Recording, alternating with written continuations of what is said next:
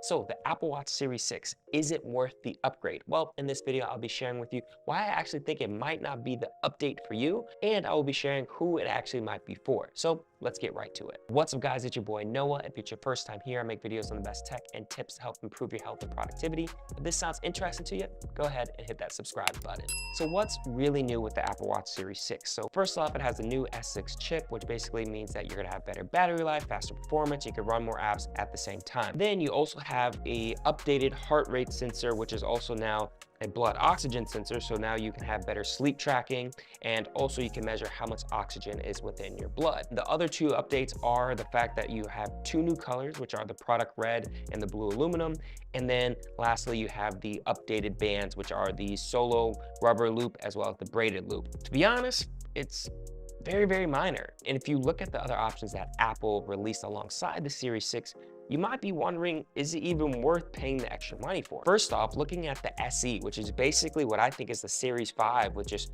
updated features. It doesn't have the latest S6 chip, but it does have S5, which is last year's model and works perfectly fine. And the only other couple things that it doesn't have is a haptic feedback on the digital crown, as well as it doesn't have the updated heart rate sensor. So if you're thinking about it, you're getting a pretty nice updated Apple Watch for $120 cheaper at around $279. Or you can even go to the most basic option, which is the Series 3, which is the smaller size. It has the oldest sensor. I think it's the S3 chip, which I think is around 3 generations away from the current chip. And it has the lowest storage option of around 8 gigabytes. So if you think about it, you have the entire range. What I would say is the Series 3 is for the entry-level people who are looking to kind of get into the wearable game. They want something that they can get the notifications. Maybe it's for an elderly person in your family, or maybe a super young kid who really wants to get into technology, wants to have some sort of Apple Watch. And I think ultimately this would be a good option for that beginner. Then on the other side of the spectrum, you have the Series 6, which has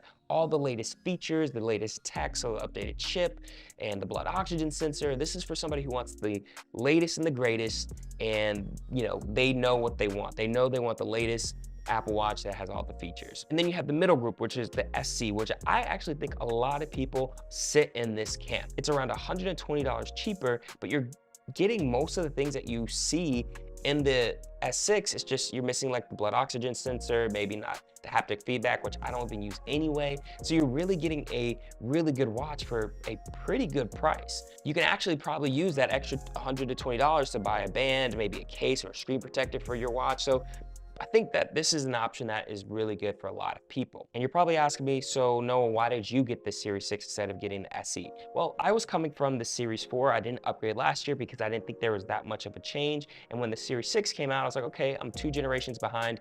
I can finally make the jump. And some of the things that really stuck out to me was, one, getting the always on screen display, which has been really cool to just have a screen that's always on that I can see. 2, it has more storage. So it now has 32 gigs of storage, which is great when it comes to storing music on my Apple Watch. And then lastly, I really wanted the latest heart rate sensor. The blood oxygen is pretty cool. I don't know how accurate it is, but the heart rate sensor, that's what I really care about because I'm really interested in tracking my activity and making sure that it's the most accurate tracking possible. And I'll be honest, the updates to the Apple Watch, there's really not that much you can do because the Apple Watch has been great for literally the last 5 or 6 years, and it's been one of the top fitness wearables that have been out there. But what I'm super excited about is the application of the Apple Watch of the future. Where I think the Apple Watch is going is in a great direction when it comes to like health and fitness. Specifically, if you look at the sleep tracking app, I've been begging for a sleep tracking app through Apple's Apple Watch feature. The battery life wasn't good, then they didn't have the actual app. And now that they do,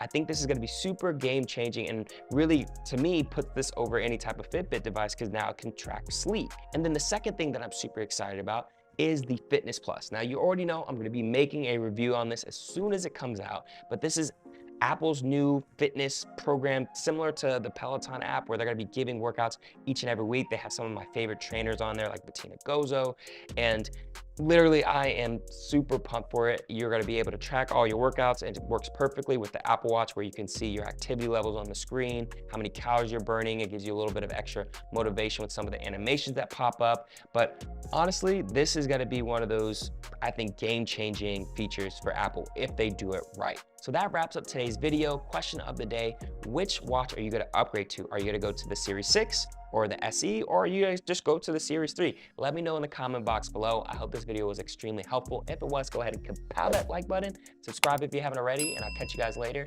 As always, stay healthy, stay productive, and embrace the